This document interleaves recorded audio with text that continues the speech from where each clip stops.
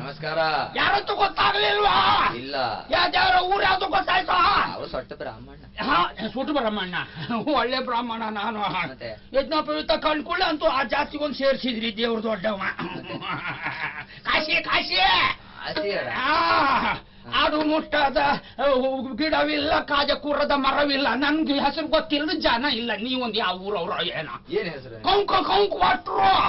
ಭಟ್ರ? ಕಂಕ್ಳಲ್ಲ, ಕಂಕು ಭಟ್ರು. ಹೌದು. ನಾನು ಹಗಲಿಗೂ ಹೌದು, ರಾತ್ರಿಗೂ ಹೌದು. ಚಳಿಗಾಲದಲ್ಲೂ ಅಷ್ಟೇ, ಬೇಸಿಗೆಲ್ಲೂ ಅಷ್ಟೇ. ಬೆಂಕಿ ಹತ್ರನೇ ಕೂತ್ಕೊಳ್ಳೋದು.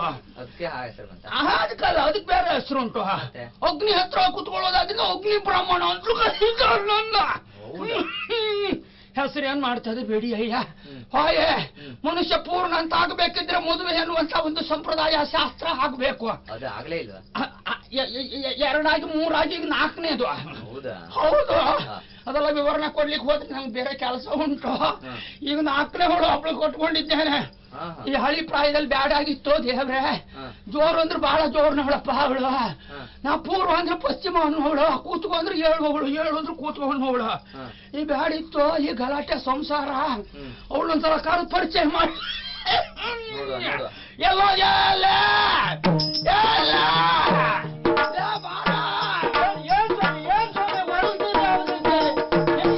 ತಾಪತ್ರ ಇಲ್ಲ ನೋಡಿ ಸ್ವಾಮಿ. ಸರಿಯಾಗಿ ತಿಂದುಕೊಳ್ತೀರಿ, ಕಟ್ಟೆ ಮೇಲೆ ಹೋಗಿ ಕೂತ್ಕೊಳ್ತೀರಿ, ಕವಳ ಹಾಕ್ತೀರಿ, ಬೇಡ ಬೇಕು ಬೇಡದಿದ್ದು ಮಾತಾಡ್ತೀರಿ. ಇಲ್ಲಿ ಮನೆ ಹತ್ರ ಯಾರಿದ್ದಾರೆ? ಇಲ್ಲಿ ಮನೆ ಕೆಲಸ ಮಾಡ್ಲಿಕ್ಕೆ ಒಂದು ಆಳು ಬೇಕು ಅಂತ ಹೇಳಿದ್ದಾನೆ. ಒಳಗೊಂದಾಳು ಹೊರಗೊಂದಾಳು ಬೇಕಂತ ಹೇಳಿದ್ದಾನೆ. ಎಲ್ಲುಂಟು ಆಳು?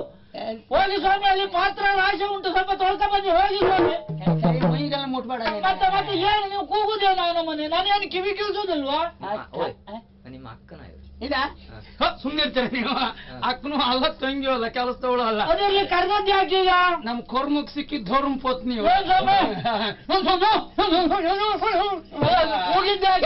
ಏನ್ ಕೆಲಸ ಮಾಡ್ಲಿಕ್ಕೆ ಆಗುದಿಲ್ಲ ನಿನಗೆ? ಕೆಲಸ ಮಾಡ್ಲಿಕ್ಕೆ ಆಗುದಿದ್ರೆ ನಾನು ನಿಮ್ಮ ಹತ್ರ ಜನ ಮಾಡ್ಲಿಕ್ಕೆ ಹೇಳ್ತೀನಿ. ಯಾವ ಕೊರ್ಮುಕ್ ನನ್ ಮದುವೆ ಮಾಡ್ಕೊಂಡು ಗೊತ್ತುಂಟ ನಿಮ್ಗೆ?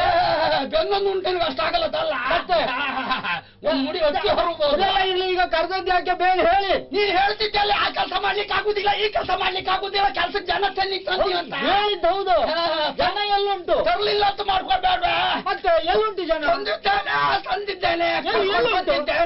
ಎಲ್ಲುಂಟು ಜನ? ಒಂದ್ ಸಣ್ಣದು ಒಂದ್ ದೊಡ್ಡದು. ಎಲ್ಲಿ ಎಲ್ಲಿ ಎಲ್ಲ ಯಾಕೆ ಕಳಿಸ್ತಾವಳ?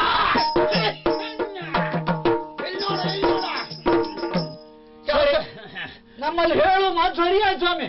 60ಕ್ಕೆ 6 ಮರಳು ಅಂತ. ಇದು ನಿಮಗೀಗ ಪೂರಾ ಮರಳು ಹಿಡಿದಿದೆ ಅನ್ನೋದು ಗೊತ್ತಾಯ್ತು ಈಗ. ನಿನ್ ಸರಿ ತಲೆ ಸರಿ ಇದ್ರಲ್ವಾ? ಅಲ್ಲ, ಇವ್ ಯಾರು ಇದು ಕೆಲಸ ಕರ್ಕೊಂಡ್ ಬಂದದ ನೀನು? ಹೌದಾ ಸ್ವಾಮಿ, ಅವನನ್ನ ನೋಡಿದ್ರಾ? ಇವತ್ತು ಆಡ್ತಾ ಇರುವ ಹುಡುಗ, ಅವ ಏನ್ ಕೆಲಸ ಮಾಡ್ಯಾನೋ ಹೇಳಿದ್ರು ತುಳಸಿ ಗೊತ್ತಂದ್ ಬರ್ತಾನೆ. ಇವಳನ್ನ ನೋಡಿದ್ರೆ ಗೊತ್ತಾಗ್ತದೆ. ಇವಳೆಲ್ಲೋ ದೊಡ್ಡವ್ರ ಮನೆಯಲ್ಲಿದ್ದವಳು, ಇವಳು ಇಲ್ಲಿ ಕೆಲಸ ಮಾಡುವುದಾ? ಏನೋ ನೀನ್ ಮಾಡ್ಸೋ ಕೆಲಸ. ನನಗೆ ಗೊತ್ತಾಯ್ತು. ಎಂತ ಗೊತ್ತೇನೋ ನನ್ನ ಮೇಲೆ ಸ್ವಲ್ಪ ಮುನಿಸಾಗಿ ಬಹುಶಃ ನೀವು ಬೇರೆ ಯಾವ್ದೋ ಆಲೋಚನೆ ಮಾಡಿ ಕರ್ಕೊಂಡ್ ಬಂದಿದ್ದೀರೋ ಅಂತ. ಹಗಲು ರಾತ್ರಿ ಬರೀ ನಿನ್ನ ಗೌಜು ಗಲಾಟ, ನನ್ಗೇನು ಪ್ರೀತಿ ಅವಕಾಶ ಇಲ್ಲ ಅಂತ ಕರ್ಕೊಂಡು ಎಂತ ಮಾತಾಡ್ತೀಯ? ಏನ್ ಸ್ವಾಮಿ ಕೆಲಸ ಮಾಡ್ತಾರ ಅವ್ರು? ಮಾಡ್ತಾಳ ಇಲ್ವಾ ಕೇಳ, ನೀನ ವಿಚಾರ ಮಾಡು. ಹೌದಾ? ಏನ ಸ್ವಲ್ಪ ಮುಂದೆ ಬಾರ. ಇದು ನೋಡು, ಮನೆ ನಮ್ಮದು ಪುರೋಹಿತರ ಮನೆ. ಕೆಲಸ ಸ್ವಲ್ಪ ಜಾಸ್ತಿ ಇದೆ. ದಿವಸಕ್ಕೆ 3 ಸಾರಿ ನೆಲ ಎಲ್ಲ ಒರೆಸಬೇಕು, ಸಗಣಿ ಹಾಕಿ ಸಾರಿಸಬೇಕು, ಪಾತ್ರ ದಿವಸಕ್ಕೆ 2 ಸಾರಿ ತೊಳಬೇಕು. 3 ಸಾರಿ ಕೆಲಸ ಮಾಡ್ತೀಯಲ್ವಾ? ಹಾಗಿದ್ರೆ ಹೀಗೆ ಬಾ, ಒಳಗ ಕೆಲಸ ತೋರಿಸ್ತೇನೆ. ಸ್ನಾನ ನಿನ್ಗೆ? ಹೌದು, ನನಗೆ 3 ಸಾರಿ ಸ್ನಾನ ಆಗ್ಬೇಕು. ಬಾಬಾ ಕೆಲಸ ಒಳಗಡೆ ಹೇಳ್ತೇನೆ. ಕೋಣದ ಮೈತಿಕ್ಕೂ ಆ ಕತ್ತು ಸುಡುಂಟು, ಅದ್ರ ಬೆಂಕಿ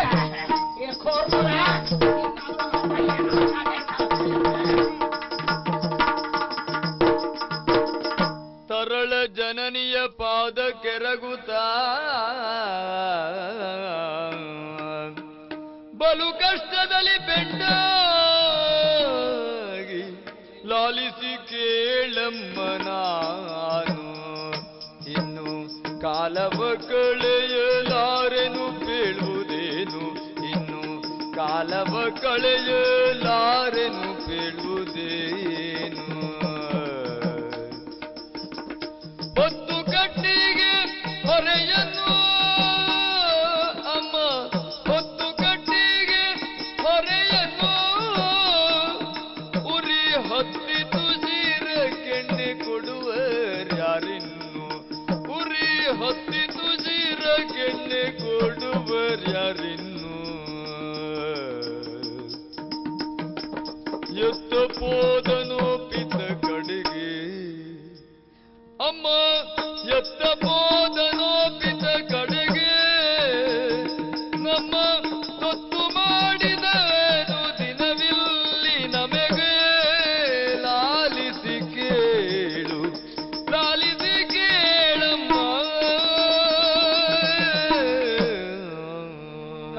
ಅಮ್ಮ ಯಾಕೋ ಇಲ್ಲಿ ಬಂದೀಗ? ಇನ್ನೆಷ್ಟು ದಿನ ಇಲ್ಲಿ ಇರ್ಬೇಕಮ್ಮ? ಕಟ್ಟಿಗೆ ಹೊರೆಯನ್ನು ಹೊತ್ತು ಹೊತ್ತು ತಲೆಯೆಲ್ಲ ಉರಿಯುತ್ತಿದೆ. ತಲೆಗೆ ಸ್ವಲ್ಪ ಎಣ್ಣೆ ಹಾಕೋಣ ಎಂದರೆ ಯಾರೂ ಕೊಡುವವರಿಲ್ಲ. ನಮ್ಮನ್ನು ಕರೆದುಕೊಂಡು ಹೋಗಲು ಬರುತ್ತೇನೆ ಎಂದ ಅಪ್ಪ ಇನ್ನೂ ಬರಲಿಲ್ಲ. ಹೀಗೆ ಕಟ್ಟಿಗೆ ಹೊರೆಯನ್ನು ಹೊತ್ತು ಹೊತ್ತು ಬದುಕಿಯೂ ಸಾಯುವ ಬದಲು ನಿಜವಾಗಿಯೂ ಸಾಯುವುದೇ ಎಷ್ಟು ಮೇಲಮ್ಮ. ಹೇಳ್ಬೇಡು, ಆ ಮಾತೊಂದನ್ನ ಹೇಳ್ಬೇಡ ಮಗನೇ. ನೀನು ಈ ವಂಶದ ಚಿಗುರಲ್ವೇ ಕಂದ. ನೀನು ಒಳ್ಳೆಯವನಾಗಿ ಒಳ್ಳೆಯದಾಗಿ ಬದುಕಬೇಕೆಂಬ ಆಸೆಯಿಂದಲೂ ಇಷ್ಟೆಲ್ಲ ಹೋರಾಟ ಮಾಡುತ್ತಿರುವುದು. ಮಗನೇ, ಏನು ಮಾಡೋಣ ಹೇಳು? ಬಡತನದ ಬೇಗೆಯಲ್ಲಿ ಬೇಯುತ್ತಿರುವಂತಹ ನಮ್ಮ ಸ್ಥಿತಿಯನ್ನ ಕಂಡು ಈ ರೀತಿಯಾದ ಹಿಂಸೆಯನ್ನೆಲ್ಲ ನೀಡುತ್ತಾ ಇದ್ದಾರೆ. ಯಾವ ಜನ್ಮದ ಪಾಪದ ಫಲವೋ ಏನೋ ಮಗನೇ. ವಿಧಿ ಕೊಟ್ಟ ಶಿಕ್ಷೆ ಅಂತ ನಾವು ಅನುಭವಿಸಲೇಬೇಕು. ನಿನ್ನ ತಂದೆಯವರು ಎಲ್ಲಿದ್ದಾರೋ ಹೇಗಿದ್ದಾರೋ ಯಾರಿಗೆ ಗೊತ್ತು ಮಗನೇ. ಇಂದೆಲ್ಲ ನಾಳೆ ಬರ್ಬೋದು, ಕರ್ಕೊಂಡು ಹೋಗ್ಬೋದು. ನೋಡು, ಈಗ ಕಟ್ಟಿಗೆಗೆ ಹೋಗು. ಬಂದ ಮೇಲೆ ಒಡೆಯನಲ್ಲಿಯೇ ಹೇಳಿ ನಾನೇ ಎಣ್ಣೆಯನ್ನು ತೆಗೆದುಕೊಂಡು ನಿನ್ನ ತಲೆಗೆ ಹಾಕ್ತೇನೆ. ಮರಿವಾಡಿಗಳ ಛಾಯೆ ಬರುತ್ತಾ ಇಲ್ಲಿದ್ದೇನೆ, ಎಲ್ಲ ಕಡೆ ನಿನ್ನನ್ನು ಹುಡುಕಿಕೊಂಡು ಬಂದೆ. ಬಾಬಾ ಬಾ, ಕುಶ ಸಮಿತಿಯನ್ನೆಲ್ಲ ಕೊಯ್ಬೇಕು. ಬಾಬಾ ಹೋಗು.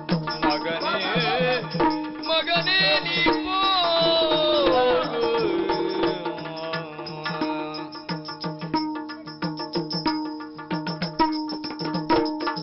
ನಡೆದು ಕುಜ ಸಮಿತವನು ಕೊಯ್ಯುತ್ತಿರಲ ಸ್ಥಳದಿ ನಡೆದ ಸಂಗತಿ ಏನ ನೊರೆವೇ ಹಿಂದೊಂದು ಹುದ್ದವನ್ನೇರಿ ಭೂಪಾಲಕನ ಗಂಧ ಕುಜವನ್ನು ಕೊಯ್ಯುತ್ತಿರಲು ನೊಂದು ಸನ್ನೆನು ತಜನ್ನು ಸ್ವಲ್ಪ ಗಡಿಯಲಾಗಂತು ಮಾಲಕನು ಗಂಗೆಟ್ಟು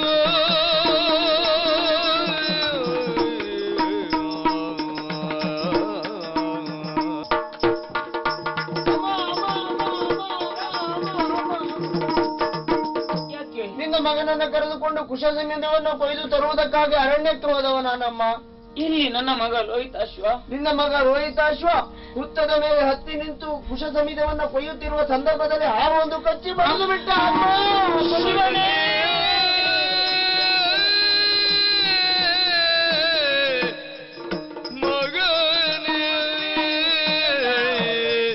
ಕಂದ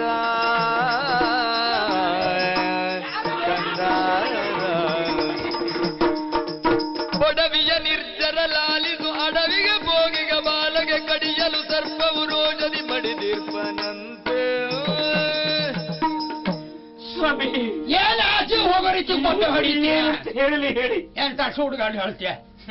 ಹತ್ತಿಲ್ಲ ಹಲವಿಲ್ಲ ಇರುವ ಒಬ್ಬ ಮಗ ಶ್ವೇತಾಶಿವ ಕಾಡಿನಲ್ಲಿ ಹಾವು ಕಡಿದು ಸತ್ತಂತೆ ಸ್ವಾಮಿ. ನಿನ್ನೋಡು ಹೋಯ್ತಾ ಹೋಯ್ತಾ ಹೋಯ್ತಾ ಹೋಯ್ತಾ ನನ್ನ 20,000 ಹೊನ್ನು ಹೋಯ್ತಾ ಹೋಯ್ತಾ. ಏನಾಚಾರ್ಯ ಯಾವ ಕೆತ್ತಗಳು ಎಲ್ಲಿ ಕರ್ಕೊಂಡು ಬಂದ? ನನ್ನ ಸಂಕಟ ಯಾರು ಕೇಳೋರು? ಎಲ್ಲಿ ದೊರೀತಿ ಹೆಂಗಸನೇನೋ ನೀನು ಯಾವ ಕಾಲಲ್ಲಿ ಒಳಗ್ ಬಂದೋ ಹೆಂಗ್ ಹೋಗಾಡು? ನಿನ್ ಮಗು ಅಂತಲ್ಲ, 20,000 ಹೋಯ್ತಲ್ಲ, ಯಾರು ಕೊಡ್ತಾರೋ? ಏನಾಗ್ಬೇಕು ನಿಂದೀಗ? ಸ್ವಾಮಿ, ನನ್ನ ಮಗ ಸತ್ತು ಬಿದ್ದಿದ್ದಾನೆ, ಅನಾಥ ಶವವಾಗಿದೆ. ನನ್ನ ಮಗನನ್ನು ನಾನು ನೋಡ್ಬೇಕು.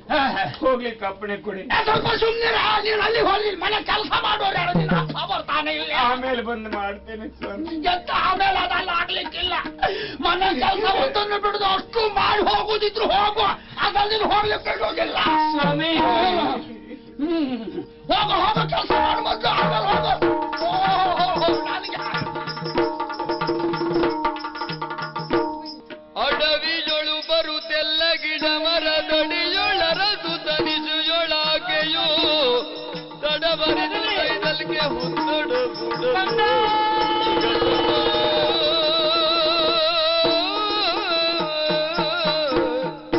ಒಡಲಿ ಗುರಿಯ ಇಕ್ಕಿದೆ ಮಗನೇ ಒಡಲಿ ಗುರಿಯ ಇಕ್ಕಿದೆ ಎತ್ತಿದ ತೋಳ ಕಡಿದು ದುಃಖವ ನೀಡಿದೆ ಎತ್ತಿದ ತೋಳ ಕಡಿದು ದುಃಖವ ನೀಡಿದೆ ನಡುವನದೋಳು ಪ್ರಾಣವ ಮಗನೇ ನಡುವನದೋಳು ಪ್ರಾಣವ ನೀಗಿದೆ ಇನ್ನು ಪಡೆಯಲಾರೆನು ಕಷ್ಟವ ನೀಗಿದೆ ಇನ್ನು ಪಡೆಯಲಾರೆನು ಕಷ್ಟವ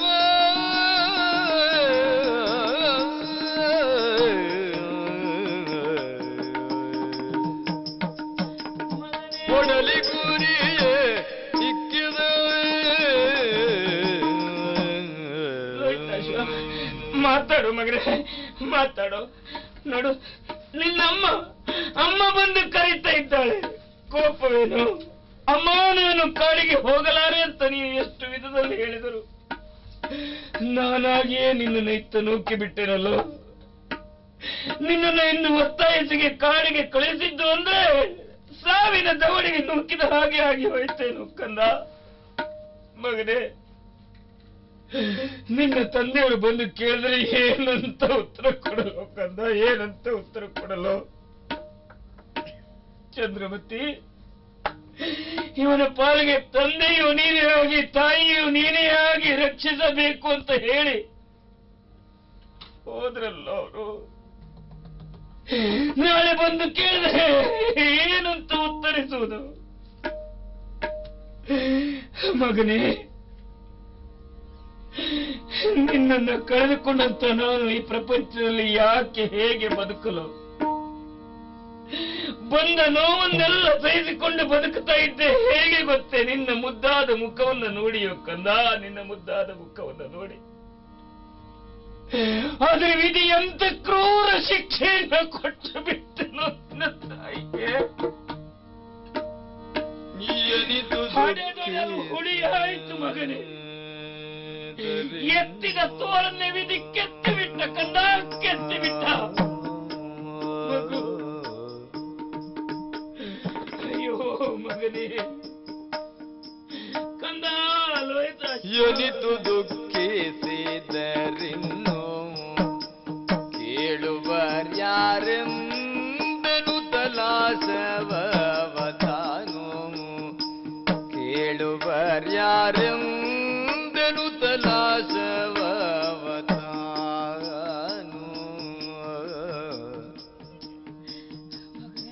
ವನಿತೆ ಬೆಗಳೋಳ್ ಏರಿಸಿ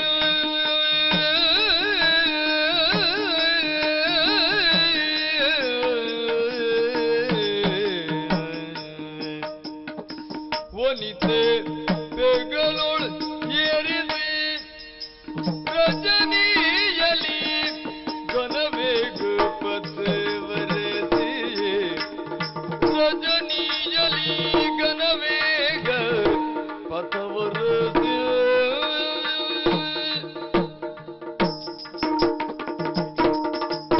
ಬಂದು ಕಂಡನು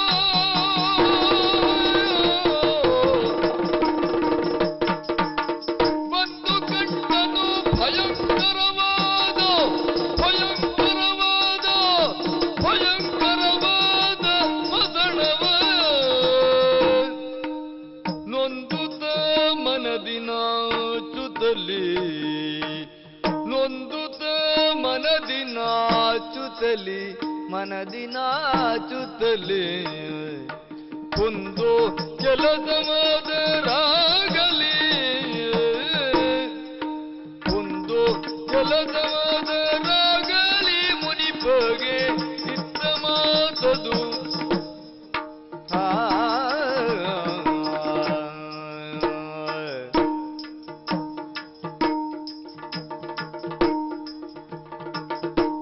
ವನಿತೆ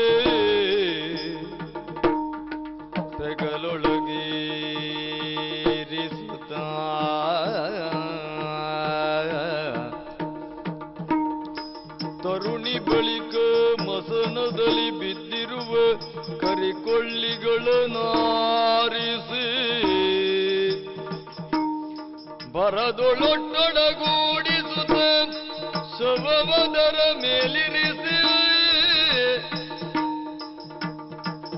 ಬರದೊಳೊಟ್ಟೊಡಗೂಡಿಸುತ್ತ ಶವವದರ ಮೇಲಿರಿಸಿ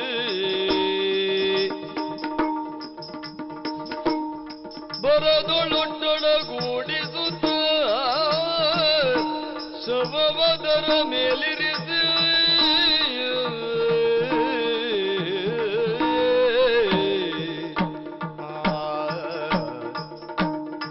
ಹುರಿಗೊಳಿಪೆತ ಜನದು ಮಗನೇ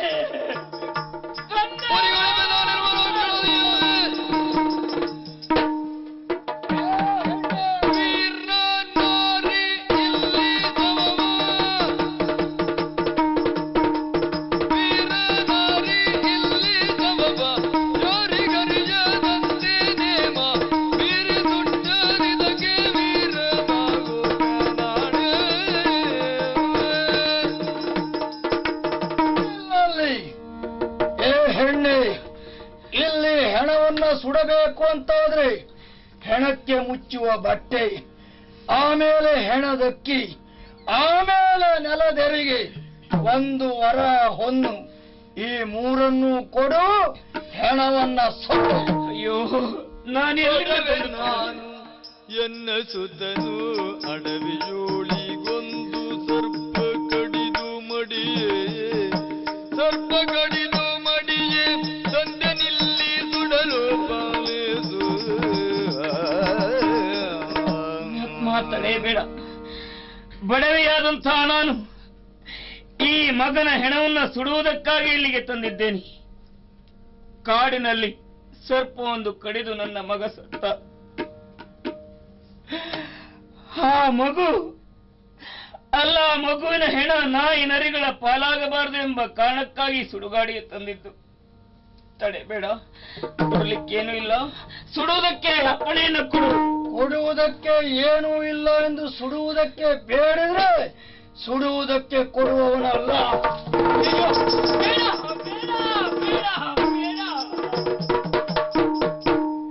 ಯಾಕೆ ಹೊಡಿತೀಯ, ಯಾಕೆ ತುಳಿತೀಯ ಹೇಳು. ಈ ಮಗು ಜೀವಂತವಾಗಿರುವಾಗ ಒಂದು ದೊಡ್ಡ ಮಾತನ್ನ ಮಗುವಿಗೆ ಆಡಿದ್ದಿಲ್ಲ, ಹೊಡೆದದ್ದಿಲ್ಲ, ತುಳಿದದ್ದಿಲ್ಲ. ಸತ್ತು ಹೆಣವಾಗಿ ಬಿದ್ದಿರುವಾಗ ಈ ತುಳಿತವೆ. ನೋಡು, ಈ ಮಗು ನನ್ನದ್ದಲ್ಲ, ನಿನ್ನದ್ದು ಅಂತ ತಿಳಿದುಕೊಂಡಾದರೂ ಈ ಹೆಣವನ್ನ ಸುಡುವುದಕ್ಕೆ ಅವಕಾಶವನ್ನು ಕಲ್ಪಿಸಿಕೊಡಬಾರದೆ? ಮುಂಗಾರು ಹನಿಯ ಸ್ಪರ್ಶದಿಂದ ಕರಟಿ ಕಮರಿ ಹೋದಂತ ಗರಿಕೆಗಳು ಹೇಗೆ ಮತ್ತೆ ಚಿಗುರೊಡೆಯುತ್ತವೆಯೋ, ನಿನ್ನ ಮಾತನ್ನ ಕೇಳುತ್ತಾ ಇದ್ದಂತೆ, ನಿನ್ನ ಕಂಬರಿಯನ್ನು ನೋಡುತ್ತಾ ಇದ್ದಂತೆ ನನ್ನ ಹೃದಯ ಹಿಂಡಿದ ಅನುಭವವಾಗುತ್ತಾ ಇದೆ. ಮಗ ನನ್ನದ್ದು ಅಂತ ಭಾವಿಸಬೇಕು. ಹೇಳಬೇಡ, ಆ ಮಾತನ್ನ ಇನ್ನೊಮ್ಮೆ ಹೇಳಬೇಡ. ಕೇಳಲಾರೆ, ಕೇಳಿ ಸಹಿಸಲಾರೆ. ಇದು ಹೆಣಕ್ಕೆ ಮುಚ್ಚುವ ಬಟ್ಟೆ, ನನ್ನ ಮಾನವನ್ನ ಮುಚ್ಚುವುದಕ್ಕಾಗಿ ಬಳಸಲ್ಪಡುವಂತಹ ಬಟ್ಟೆ. ಅದನ್ನು ಬಿಟ್ಟು ಆಮೇಲೆ ಹೆಣದಕ್ಕಿ, ನನ್ನ ಹಾಳು ಹೊಟ್ಟೆಯನ್ನು ತುಂಬಿಸಿಕೊಳ್ಳುವುದಕ್ಕಾಗಿ ಬಳಸಲ್ಪಡುವಂತಹ ಅಕ್ಕಿ. ನಿನ್ನ ಮಗನಿಗಾಗಿ ಒಂದು ಹೊತ್ತು ಉಪವಾಸ ಬೇಕಾದರೂ ಇರ್ತೇನೆ, ಅದನ್ನು ಬಿಟ್ಟೆ. ಆದರೆ ನೆಲದರಿಗೆ ಒಂದು ವರಹ ಹೊನ್ನು, ನನ್ನೊಡೆಯನಾದಂಥ ವೀರಬಾಹುಕರಿಗೆ ಸೇರಬೇಕಾದ ಹಣ, ಅದನ್ನಾದರೂ ಕೊಡು. ನಿನ್ನ ಮಗನ ಹೆಣ ಸುಡು. ಅದನ್ನಾದರೂ ತಂದು ಕೊಡೋಣ ಅಂತ ಹೇಳಿದ್ರೆ ನನ್ನಲ್ಲಿ ಸಾಧ್ಯತೆ ಇಲ್ಲವಲ್ಲ. ದೊರಡಿದುರನ ಮನೆಯ ಕೆಲಸಕ್ಕಿರುವ ದಾಸಿ ನಾನು, ದೊರಡಿದುರನ ಮನೆಯ ಕೆಲಸಕ್ಕಿರುವ ದಾಸಿ ಎನ್ನೋಳು. ಯಾವದಿರದು ಯಾವದಿರದು ಯಾವದಿರದು ಎನ್ನಲು ಕೇಳು ತರದ ತರುಣಿಗೆಂದನು. ಈ ಮಗುವಿನ ಮೇಲಿನ ಕರುಣೆಯಿಂದಲೋ ಏನೋ ನಾನು ಇಲ್ಲಿ ಹೆಣವನ್ನು ಸುಡುವುದಕ್ಕಾಗಿ ಒಂದು ಅವಕಾಶವನ್ನು ಕಲ್ಪಿಸಿಕೊಡಬೇಕು ಅಂತ ಬಟ್ಟೆಯನ್ನು ಅಕ್ಕಿಯನ್ನು ಬಿಟ್ಟೆ. ಹಣವನ್ನಾದ್ರೂ ನಾನು ಎಲ್ಲಿಂದ ತಂದುಕೊಡಲು? ಬ್ರಾಹ್ಮಣನ ಮನೆಯ ಹಾಳಾಗಿ ದುಡಿಯುತ್ತಿರುವಂತಹ ನನಗೆ ಯಾವ ರೀತಿಯಲ್ಲೂ ಅಲ್ಲಿ ಹಣ ಸಿಗುವ ಹಾಗಿಲ್ಲ. ಹೊಟ್ಟೆಗೆ ಹಿಟ್ಟನ್ನ ಕೊಟ್ಟರೆ ತಿನ್ನಬೇಕು, ಬಿಟ್ಟರೆ ಕೊಡದೇ ಇದ್ರೆ ಅದು ನಮಗೆ ಗೊತ್ತಿಲ್ಲವಾಗಿತ್ತು. ಮತ್ತೆ ಹಣ ಎಲ್ಲಿಂದ ಹೇಳು? ಹೀಗಿರುವಾಗ ನಾನು ಎಲ್ಲಿಂದ ತಂದುಕೊಡಲು? ಹೇಗೆ ತಂದುಕೊಡಲು? ಕೊಡಲಿಕ್ಕೆ ಏನು ಇಲ್ವಲ್ಲ ಅಂತ ನಾನೀಗ ದುಃಖಿಸ್ತಾ ಇದ್ದೇನೆ. ಏನು ಮಾಡೋಣ ಹೇಳು?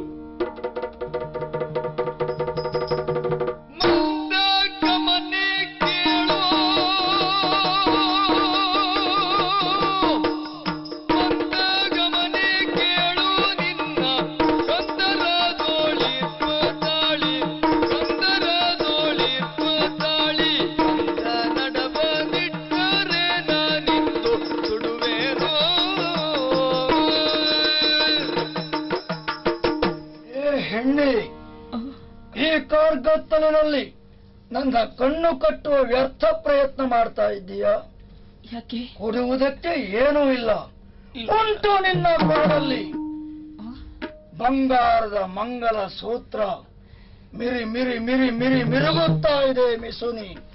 ಹೆಣ್ಣೆ, ಮಂಗಲ ಸೂತ್ರ ನಿನ್ನ ಕೊಳ್ಳಲ್ಲಿ ಉಂಟು ಅಂತಾದ್ರೆ ನಿನಗೊಬ್ಬ ಗಂಡ ಇದ್ದಾನೆನ್ನುವುದು ಸ್ಪಷ್ಟವಾಯಿತಲ್ಲ. ಏ ಹೆಣ್ಣೆ, ಮಗ ಸತ್ತಂತ ಈ ಸಂದರ್ಭದಲ್ಲಿ ಅಬಲೆಯಾದಂತ ನೀನು ಹೆಣವನ್ನು ಹೆಗಲ ಮೇಲೆ ಹೊತ್ತು ತರುವಂತ ಇಂಥ ದಯನೀಯ ಸ್ಥಿತಿಯಲ್ಲಿಯೂ ಆ ನಿನ್ನ ಗಂಡ ಒದಗಿ ಬರಲಿಲ್ಲ ಅಂತಾದ್ರೆ ಆ ಗಂಡ ಇದ್ದರೆಷ್ಟು ಸತ್ತರೆಷ್ಟು. ಆತ ಸತ್ತಿದ್ದಾನೆ ಅಂತ ತಿಳಿ. ಅವ ಸತ್ತ ಮೇಲೆ ಈ ತಾಳಿಯಲ್ಲಿ ಕೊಳ್ಳಲ್ಲಿ ಬೆಲೆ. ಅದನ್ನು ತೆಗೆ, ಎಲ್ಲಿಯಾದ್ರೂ ಅಡ ಇಡು, ಹಣ ಕೊಡು, ಹೆಣ ಸೊಡು.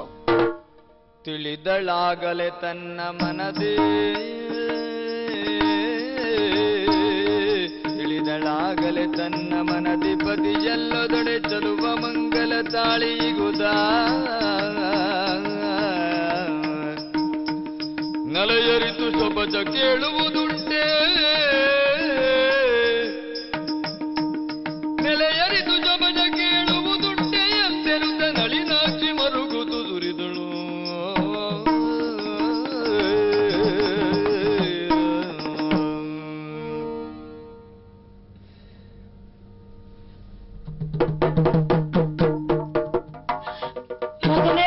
ಜಗದಿ ಸಪ್ತದ್ವೀಪ ಕಧಿಪತಿಯ ಮಗನೆನಿಸಿ ಸುಡುಗಾಡು ಹಗೆಯಾಯ್ತೆ ನಿನಗೆ. ಬಗೆಯ ದಣುಗಳ ಜಬಜನಾಣೆ ಇಡುವಂತಾಯ್ತೆ ಮಗನೇ ಮಗನೇ ಮಗನೇ. ಬಗೆಯ ದಣುಗಳ ಜಬಜನಾಣೆ ಇಡುವಂತಾಯ್ತೆ ಮಗನೇ. ನೆಲದರಿಗೆ ಇಲ್ಲಾಯ್ತೆ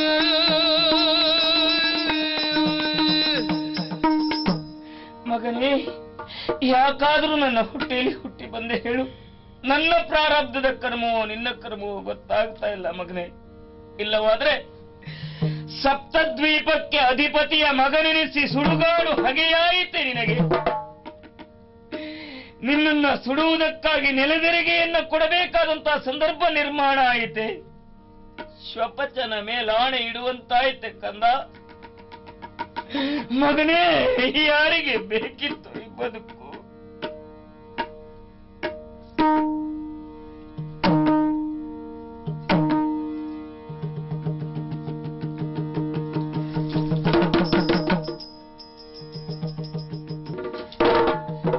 ಯಾರ ಮಗ ಯಾವ ಪುರ, ಯಾರ ಮಗ ಯಾವ ಪುರ, ಯಾರ ಮಗ ಯಾವ ಪುರ ಗರುಗಬೇಕೆನಲು.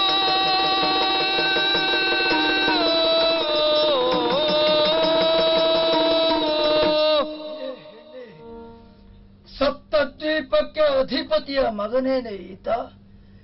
ಹಾಗಾದ್ರೆ ಈತನ ತಂದೆ ಯಾರು? ನೀನ್ಯಾರು? ಹೇಳು ಹೇಳು ಹೇಳು ಹೇಳು. ಕೇಳಬೇಕೆಂಬ ಆಸೆಯೇ? ಹೌದು. ಹಾಗಾದ್ರೆ ಕೇಳು. ಉತ್ತಮವಾದಂತಹ ಸೂರ್ಯವಂಶದಲ್ಲಿ ಜನ್ಮಕ್ಕೆ ಬಂದವರು, ಅಯೋಧ್ಯ ನಾಡನ್ನ ಆಳುತ್ತಿರುವವರು ಹರಿಶ್ಚಂದ್ರ ಮಹಾಪ್ರಭುಗಳು. ಹತ್ತಿಲ್ಲ ಹಲವಿಲ್ಲ. ಅವರ ಏಕೈಕ ಪುತ್ರ ಲೋಹಿತಾಶ್ವನೇ ಮಗನೇ ಮಾತನು ಕೇಳಿ ಭೂಮಿ ಮೈಯಂದ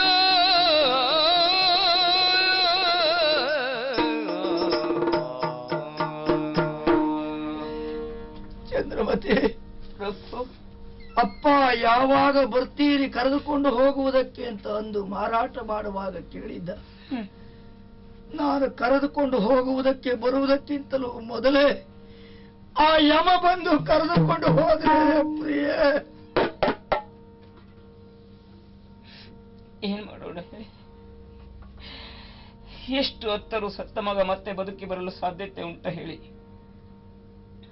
ನಾನೊಬ್ಬಳೇ ಹೆಣವನ್ನು ಹೊತ್ತು ತಂದೆ, ಮಗನ ಹೆಣವನ್ನು ಸುಟ್ಟು ಹೋಗಬೇಕಲ್ಲ ಅಂತ ಇದು ತನಕ ಕಾದುಕೊಂಡೆ. ತಂದೆ ತಾಯಿಗಳಾದಂತಹ ನಾವಿಬ್ಬರೂ ಸೇರಿ ಈ ಮಗುವಿನ ಹೆಣಕ್ಕೆ ಬೆಂಕಿಯನ್ನು ಕೊಡೋಣ ಬನ್ನಿ. ನೆಲದೆರಿಗೆ ಒಂದು ವರಹ ಹೊನ್ನು, ಒಡೆಯನಾದಂತ ವೀರಬಾಹುಕರಿಗೆ ಸೇರಬೇಕಾದಂತಹ ಹಣ, ಮಗನ ಹೆಣವನ್ನ ಸುಡುವುದಕ್ಕೆ ಬೇಕಾಗಿ ಒಡನಿಗೆ ದ್ರೋಹವನ್ನು ಮಾಡುವುದೇನೆ? ಪರ್ಯಾಯವಾಗಿ ಸತ್ಯಕ್ಕೆ ಅಪಚಾರ ಮಾಡಿದ ಹಾಗೆ. ಪ್ರಿಯೇ, ಈ ಪ್ರಪಂಚದಲ್ಲಿ ಬೇಡುವ ಕೈಗಳು ಎಷ್ಟಿವೆಯೋ ಕೊಡುವ ಕೈಗಳು ಇನ್ನೂ ಇವೆ. ಎಲ್ಲಿಯಾದರೂ ಹೋಗಿ ಬೇಡಿ ಮಗನ ಹೆಣವನ್ನ ಸುಡುವುದಕ್ಕೆ ಬೇಕಾದಂತ ಹಣವನ್ನು ಪಡೆದು ಬಾ. ಆಗ್ಲಿಂತೆ ಆದಷ್ಟು ಬೇಗ ಬರ್ತೇನೆ.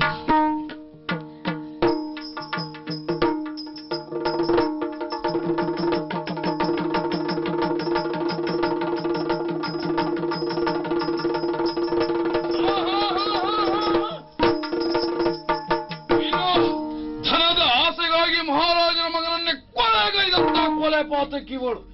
ಇವಳಿಗೆ ಮರಣ ದಂಡನೆಯನ್ನ ಈಗಾಗಲೇ ವಿಧಿಸಿದ್ದಾರೆ ಮಹಾರಾಜ. ಆ ಕಾರ್ಯ ನಿನ್ನಿಂದಾಗಬೇಕು. ಹಿಡಿ ಕತ್ತಿಯನ್ನ ಇವಳು ಯಾರು ಏನು ಎನ್ನುವುದನ್ನು ನೋಡಿದ್ರೆ ಇವಳ ತಲೆಯಿಂದ ಕಡಿದು ಚೆಲ್ಲು. ತಪ್ಪಿದೆ ಅಂತ ಹೋದ್ರೆ ವೀರಬಾಹುಕ ನೋಡಿ.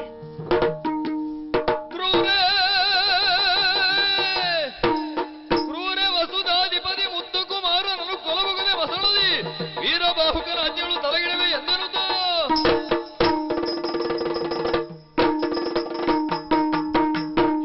ಕ್ರೂರೇ, ಒಡೆಯನಾಗಿರುವಂತ ವೀರಬಾಹುಕನ ಆಣತಿಯಂತೆ ತಲೆಯನ್ನ ಕಡಿದು ಚೆಲ್ಲುವುದಕ್ಕೆ ಕತ್ತಿಯನ್ನ ಎತ್ತಿ ಹಿಡಿದಿದ್ದೇನೆ. ನಿನ್ನ ಕುಲದೈವವನ್ನು ಸ್ಮರಿಸಿಕೊ. ನಿನ್ನ ಕೊನೆಯ ಅಪೇಕ್ಷೆ ಏನುಂಟು ಅಂತ ಕೇಳು. ಸಾಯುವುದಕ್ಕೆ ಸಿದ್ಧನಾಗು. ಚಿತ್ತೈಸು ಹರಕೆಯೊಂದಿಗುದ ಹರಿಶ್ಚಂದ್ರ ಸತ್ಯವ್ರತದೊಳು ಬಾಳಲೆಂದು ಸತ್ತ ಮಗನಿಗೆ ಮುಕ್ತಿ ಸಿಗಲಿ ವಿಶ್ವಾಮಿತ್ರ ನಿತ್ಯನಾಗಲಿ ಸಜೀವನಿಗೆ.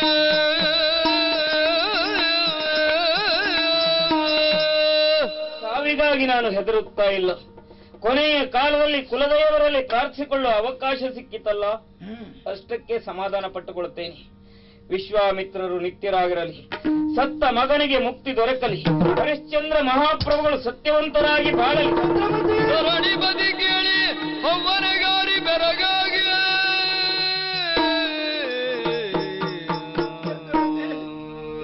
ಏನೇ ಇದು, ಏನೇ ಮಗನ ಹೆಣವನ್ನ ಸುಡುವುದಕ್ಕೆ ಹಣ ಇಲ್ಲ ಎಂದು ವಸುಧಾ ಪತಿಯ ಸುತನನ್ನ ಕೊಲೆಗೈಯುವುದಕ್ಕೆ ಮುಂದಾದಿಯೇನೆ? ನನ್ನ ಹೃದಯ ಎಷ್ಟು ಕಠೋರವೇ ಸ್ವಾಮಿ. ಎಲ್ಲಾದರೂ ಇದು ತನಕ ಅಂತ ವ್ಯವಹಾರವನ್ನು ಕಂಡಿದ್ದುಂಟು ಇಲ್ಲ. ನಾನು ಅವಸರದಲ್ಲಿ ಹೋಗುತ್ತಿರುವಾಗ ಮಗು ಒಂದು ಹೊತ್ತ ಸ್ವರ ಕೇಳಿತು. ಸತ್ತ ಮಗನೇ ಎದ್ದು ಬಂದ ಎನ್ನುವಂತಹ ಭ್ರಮೆಗೊಳಗಾದೆ. ಅತ್ತ ಇತ್ತ ಸುತ್ತಮುತ್ತ ಎಲ್ಲ ನೋಡುತ್ತಿರುವಾಗ ಮಗು ಒಂದು ಅಳುತ್ತಿರುವುದನ್ನ ಕಂಡೆ. ಯಾರ ಮಗುವ ಗೊತ್ತಿಲ್ಲ. ವಾತ್ಸಲ್ಯದಿಂದ ಹೋಗಿ ಮಗುವನ್ನು ಎತ್ತಿಕೊಂಡಿದ್ದೆ ಅಷ್ಟೇ. ಅಷ್ಟರಲ್ಲಿಯೇ ರಾಜಭಟರು ಬಂದು ನನ್ನನ್ನು ಬಂಧಿಸಿದರು. ರಾಜಕುಮಾರನನ್ನ ಕೊಲ್ಲುವುದಕ್ಕಾಗಿ ತನ್ನಂತಹ ಕೊಲೆಪಾತಕಿ ಎನ್ನುವ ಪಟ್ಟವನ್ನು ಕಟ್ಟಿದರು. ಮಹಾರಾಜನಲ್ಲಿಗೆ ಒಯ್ದರು. ನನಗೆ ಮರಣದಂಡನೆ ವಿಧಿಸಲ್ಪಟ್ಟಿತು. ಆದರೂ ಒಂದು ರೀತಿಯ ಸಮಾಧಾನ ನನಗೆ. ಸಮಾಧಾನ? ಹೌದು. ಯಾಕೆ? ಸೌಭಾಗ್ಯವತಿಯಾಗಿ ಸಾಯುವ ಸಂದರ್ಭ ಬಂತಲ್ಲ ಎಂಬ ಕಾರಣಕ್ಕಾಗಿ. ಅದರಲ್ಲೂ ಯಾರು ನನ್ನ ಈ ಕೊರಳಿಗೆ ಮಾಂಗಲ್ಯವನ್ನ ಕಟ್ಟಿದರೋ ಅವರ ಕೈಯ ಕತ್ತಿಗೆ ನನ್ನ ಕತ್ತನ್ನು ಒಪ್ಪಿಸುವ ಸಂದರ್ಭ ಬಂತಲ್ಲ ಎಂಬ ಸಂತೋಷ. ನಾವು ನಂಬಿರುವಂತಹ ಸತ್ಯಕ್ಕೆ ಇದೇ ಪ್ರಿಯ ಅಂತಾದ್ರೆ ಹಾಗೆಯೇ ಆಗಿ ಹೋಗು. ಗೋಜಿಗನಾಗ್ತದೆ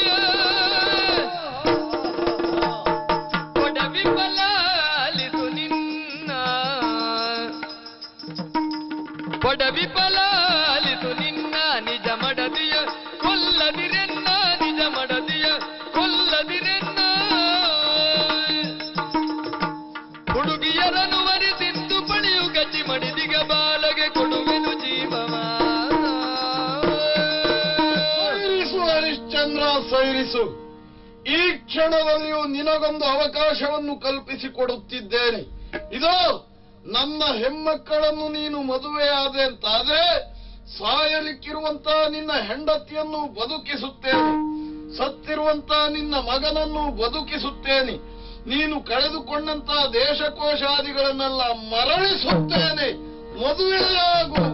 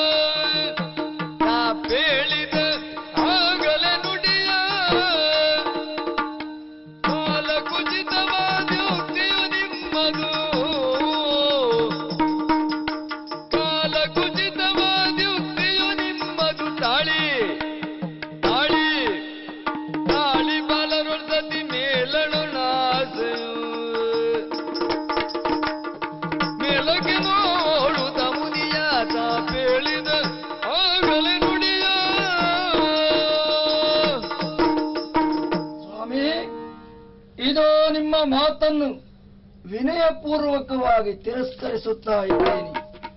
ಸತ್ಯಕ್ಕಿಂತಲೂ ಸತಿಸುತರು ಯಾವ ಕಾಲದಲ್ಲಿಯೂ ನನಗೆ ಹೆಚ್ಚಲ್ಲ. ಸತಿಸುತರಿಗಾಗಿ ಸತ್ಯವನ್ನ ಸಾಯಿಸುವುದಕ್ಕೆ ನಾನು ಸಿದ್ಧನಿಲ್ಲ. ಸತ್ಯಕ್ಕಾಗಿ ಇದು ನನ್ನ ಸತಿಯ ತಲೆಯನ್ನು ಕಡಿದು ರಾಜ ಹರಿಶ್ಚಂದ್ರ ದುಡುಗಬೇಡು. ಇತ್ತ ನೋಡು, ಇತ್ತ ನೋಡು.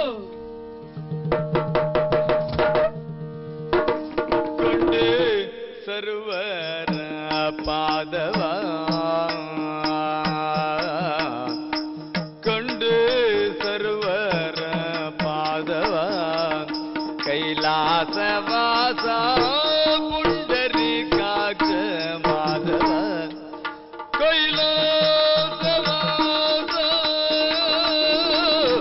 ಕೈಲಾಸವಾಸ ಪುಂಡರೀಕಾಕ್ಷ ಮಾಧವ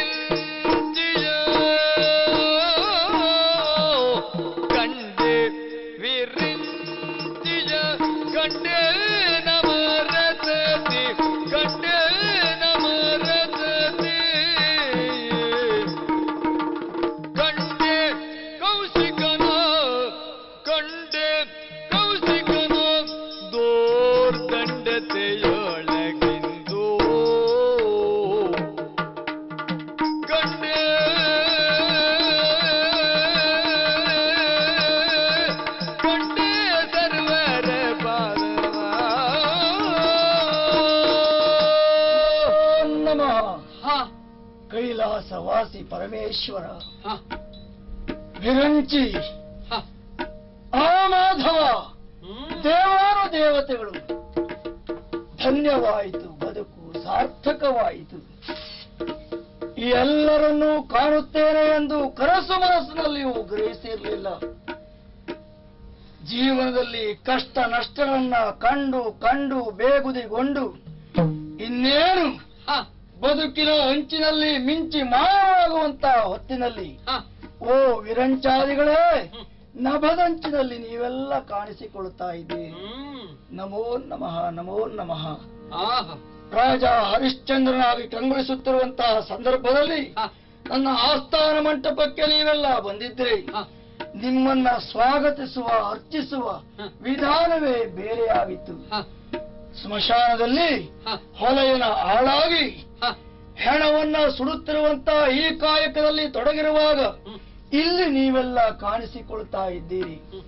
ಇದು ನನ್ನ ಪವಿತ್ರವಾಗಿರುವಂತಹ ಹತ್ ಕಮಲವನ್ನೇ ಪೀಠವಾಗಿ ನಿಮಗೆ ಒಪ್ಪಿಸಿ ಕರವನ್ನ ಜೋಡಿಸುತ್ತಾ ಇದ್ದೇನೆ. ನಮೋ ನಮಃ.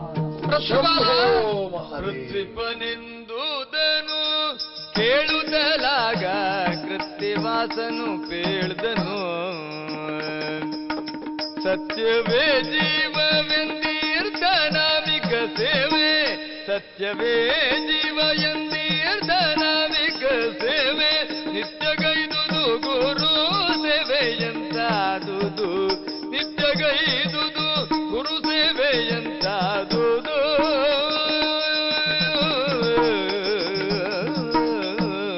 ಹರಿಶ್ಚಂದ್ರ, ಬಹು ಆಪತ್ತಿಗೊಳಗಾದವ ನೀನು. ಯೋಚಿಸಬೇಡ. ಆಪತ್ತು ಬಂದಾಗ ಮಾತ್ರ ಮನುಷ್ಯನ ಸಹಜ ವ್ಯಕ್ತಿತ್ವ ಪ್ರಕಟವಾಗುತ್ತದೆ. ಎಲ್ಲವನ್ನು ಕಳಚಿಕೊಂಡಾಗ ಮಾತ್ರ ನಿತ್ಯ ನಿರಂಜನತ್ವದ ಸಿದ್ಧಿಯಾಗುತ್ತದೆ. ರಾಜ, ನೀನೆಲ್ಲವನ್ನು ಕಳಚಿಕೊಂಡಿದ್ದರ ಪರಿಣಾಮ ಮೋಕ್ಷ ಮಾರ್ಗವನ್ನು ಪಡೆಯುವುದಕ್ಕೆ ನೀನು ಉದ್ಯುಕ್ತನಾಗಿದ್ದೀ, ಆಸಕ್ತನಾಗಿದ್ದೀ ಎನ್ನುವುದು ದೃಷ್ಟಾಂತವಾಗುತ್ತದೆ. ಬ್ರಹ್ಮರ್ಷಿಗಳಾದ ವಿಶ್ವಾಮಿತ್ರರ ಪರೀಕ್ಷೆಗೆ ಒಳಗಾದವ ನೀನು. ತತ್ಪರಿಣಾಮ ಇದನ್ನೆಲ್ಲ ಅನುಭವಿಸಬೇಕಾಯಿತು. ಹೆಂಡತಿ ಮಕ್ಕಳನ್ನು ಯಾರಿಗೋ ಮಾರಿದೆ ಎಂದು ನೀನು ಯೋಚಿಸಬೇಕಾದ್ದಿಲ್ಲ. ಕ್ರಯ ಕೊಟ್ಟುಕೊಂಡವನು ಸಾಕ್ಷಾತ್ ಅಗ್ನಿದೇವನೇ ಆಗಿದ್ದಾನೆ. ಬ್ರಾಹ್ಮಣನಾಗಿ ಬಂದು ನಿನ್ನ ಹೆಂಡತಿ ಮಕ್ಕಳನ್ನು ಕ್ರಯಗೊಂಡ. ಹಾಗಾಗಿ ನಿನ್ನ ಹೆಂಡತಿ ಅಗ್ನಿದೀವಕ್ಕೊಳಗಾಗಿದ್ದಾಳೆ. ರಾಜ, ನಿನ್ನ ಮಗನನ್ನು ಕಡಿದವ ನನ್ನ ಮಗನಾದ ಕುಮಾರನೇ ಆಗಿದ್ದಾನೆ. ನೀನು ಪಂಚಮನ ಆಳಾದೆ ಎಂದು ಯೋಚಿಸಬೇಡ. ಅವ ಸಾಕ್ಷಾತ್ ಯಮದೇವನೇ ಆಗಿದ್ದಾನೆ. ಇನ್ನು ನೀನು ಸ್ಮಶಾನವನ್ನು ಕಾದಿದ್ದು ಯಜ್ಞ ಸಂರಕ್ಷಣೆಯ ಫಲವನ್ನು ಕೊಡ್ತಾ ಇದೆ. ಇನ್ನು ಅನಾಮಿಕನ ಸೇವೆ ಎನ್ನುವುದು ಗುರು ಸೇವೆಯನ್ನು ಮಾಡಿದಷ್ಟು ಫಲವನ್ನು ಕೊಡ್ತಾ ಇದೆ. ಹೆಣದಕ್ಕಿಯನ್ನು ಉಂಡಿದ್ದು ಚಾಂದ್ರಾಯಣ ವ್ರತವನ್ನು ನಿನಗೆ ಉಂಟು ಮಾಡಿದೆ. ಈ ಎಲ್ಲ ಕಾರಣಗಳಿಂದ ನೀನು ಉತ್ಕೃಷ್ಟವಾದಂತ ಒಂದು ಕೀರ್ತಿವಂತನಾಗಿದ್ದಿ. ಇಲ್ಲಿಯವರೆಗೆ ನೀನು ರಾಜ ಹರಿಶ್ಚಂದ್ರ. ಇನ್ನು ಮುಂದೆ ಸತ್ಯ ಹರಿಶ್ಚಂದ್ರ. ಸತ್ಯ ಹರಿಶ್ಚಂದ್ರ. ಸತ್ಯ ಹರಿಶ್ಚಂದ್ರ.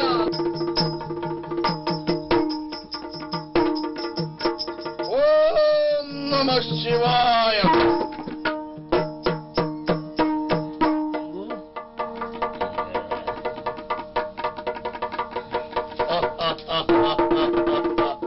ಹರಿಶ್ಚಂದ್ರ ಸ್ವಾಮಿ, ಇಷ್ಟೂ ಬೇಕು ನನ್ನ ಹರಿಶ್ಚಂದ್ರನಿಗೆ. ಇದು ನನ್ನ ಉದ್ದೇಶ. ಅಲ್ಲದೆ ಹೋದ್ರೆ ದೇವಸಭೆಯಲ್ಲಿ ನಡೆದಂತಹ ವಾಗ್ವಾದ ಇಷ್ಟು ವಿಕೋಪವನ್ನು ತಾಳಿತು ಎಂದು ಹಲವರು ನಿರೀಕ್ಷಿಸುತ್ತಿದ್ದಾರೆ, ಹೇಳುತ್ತಿದ್ದಾರೆ. ಖಂಡಿತ ಅದಲ್ಲ. ವಸಿಷ್ಠರು ವರ್ತಮಾನ ಕಾಲದಲ್ಲಿ ಸತ್ಯಸಂಧ ಹರಿಶ್ಚಂದ್ರ ಎಂದು ಆಡಿದಾಗ ಕೆಲವರಾದರೂ ಅನುಮಾನಿಸುವವರು ಇದ್ದಿರಬಹುದು. ಶಿಷ್ಯನೆಂಬ ವ್ಯಾಮೋಹಕ್ಕೆ ಸಿಲುಕಿ ವಸಿಷ್ಠರಾಡಿದ ಮಾತು ಇದು ಎಂದು. ಅದಕ್ಕಾಗಿಯೇ ಸೆಟೆದು ನಿಂತವನ ನಿನ್ನನ್ನು ಪರೀಕ್ಷಿಸುವುದಕ್ಕೆ ಹೊರಟೆ. ಅಲ್ಲಿ ನಡೆದ ವಾಗ್ವಾದದಲ್ಲಿ ನಾನು ಮಾಡಿದಂತಹ ಒಂದು ಪ್ರತಿಜ್ಞೆ ಇದೆ. ನನ್ನ ಪರೀಕ್ಷೆಯಲ್ಲಿ ಹರಿಶ್ಚಂದ್ರ ಉತ್ತೀರ್ಣನಾದ ಅಂತಾದ್ರೆ ನಾನು ಆರ್ಜಿಸಿದ ತಪಸ್ಸಿನ ಅರ್ಧ ಫಲವನ್ನು ದಾರೆರೆದು ಕೊಡುತ್ತೇನೆ ಹರಿಶ್ಚಂದ್ರನಿಗೆ ಎಂದು ಘಂಟಾಘೋಷವಾಗಿ ಕೂಗಿದವ ನಾನು. ಇಗೋ ನಿನ್ನ ಸತ್ಯ ನಿಷ್ಠೆಗೆ ಮೆಚ್ಚಿದ್ದೇನೆ. ನೀನು ನಿಜವಾದ ಅರ್ಥದಲ್ಲಿಯೂ ಸತ್ಯ ಹರಿಶ್ಚಂದ್ರನೇ. ಸಂತೋಷದಿಂದ ನನ್ನ ಅರ್ಧ ತಪಶಕ್ತಿಯನ್ನ ದಾರೆ ಎರೆದು ಕೊಡ್ತಾ ಇದ್ದೇನೆ, ಸ್ವೀಕರಿಸಿ. ಹರಿಶ್ಚಂದ್ರ, ಆಗಲಿ ಆಗಲಿ. ನೀನು ಸತ್ಯವ್ರತನಾದ ಕಾರಣವೇ ಸತ್ಯಂ ಶಿವಂ ಸುಂದರಂ. ಇಂದು ಪರಮೇಶ್ವರನ ದರ್ಶನ ಆಯಿತು, ಶಿವನ ಸಾಕ್ಷಾತ್ಕಾರ ಆಯಿತು. ಅದು ಸತ್ಯ ಸಾಕ್ಷಾತ್ಕಾರವೇ. ಇನ್ನು ಮುಂದೆ ನೀನು ನನಗೆ ಒಪ್ಪಿಸಿದಂತ ಎಲ್ಲ ದೇಶ ಕೋಶಾದಿಗಳನ್ನೆಲ್ಲ ಮರಳಿ ನಿನಗೇ ಒಪ್ಪಿಸ್ತಾ ಇದ್ದೇನೆ. ಸತ್ತಿರುವಂತ ನಿನ್ನ ಮಗನನ್ನು ಬದುಕಿಸಿದ್ದೇನೆ. ಇಗೋ ಯೋಚಿಸಬೇಡ ಹರಿಶ್ಚಂದ್ರ. ನಿಮ್ಮ ವಂಶದವರಿಗಾಗಿ ನಾನು ಮಾಡಿದ ತ್ಯಾಗ ಹಲವು ರೀತಿಯದ್ದು. ನಾನು ನನ್ನ ಪುಣ್ಯ ಫಲವನ್ನ ದಾರೆರೆದು ಕೊಡುತ್ತಿದ್ದೇನೆ ಎಂದು ಖಂಡಿತ ಪಶ್ಚಾತ್ತಾಪ ನನಗಿಲ್ಲ. ಗಳಿಸುವವ ಇಂದಲ್ಲ ನಾಳೆ ಗಳಿಸಿಕೊಳ್ತಾನೆ. ಕಾರಣ ಈ ತಪ ಪ್ರಭಾವವನ್ನೂ ಹೊಂದಿದ ನೀನೀಗ ಸತಿ ಸುತ ಸಮೇತನಾಗಿ ಸಂತೋಷದಿಂದ ಸುದೀರ್ಘ ಕಾಲ ರಾಜ್ಯಭಾರವನ್ನು ಮಾಡು. ಸತ್ಯದಿಂದ ಖ್ಯಾತಿಯನ್ನು ಪಡೆ. ಶುಭಮಸ್ತು ಶುಭಮಸ್ತು ಶುಭಮಸ್ತು. ಹರ ಹರ ಶಂಭೋ ಮಹಾದೇವ.